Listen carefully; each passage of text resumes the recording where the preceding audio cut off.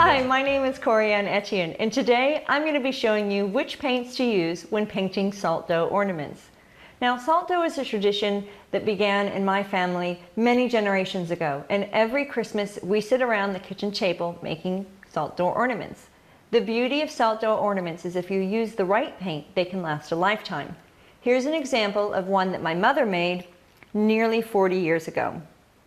Now, when painting salt dough ornaments, there's two ways to do it. One is using a sculpture method, like my mother's antique one used, and the other is using the simple cookie cutter.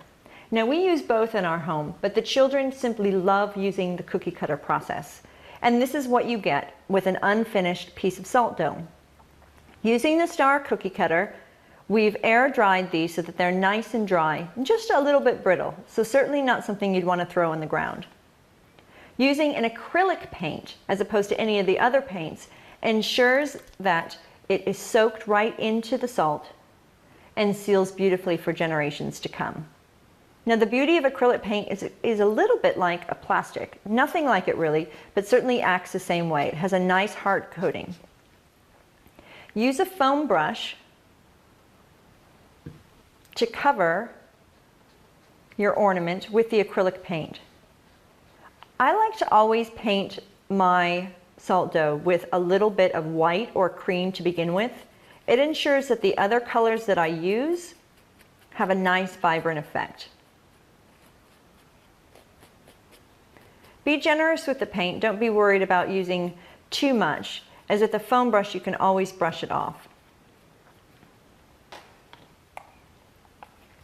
Now that I've got a cream base, I'm using a little bit of this fantastic metallic green paint. I love the shimmery effect of it, and because I'm not a big fan of glitter, having a metallic finish in a paint means that I can have all the sparkle without all the glitter.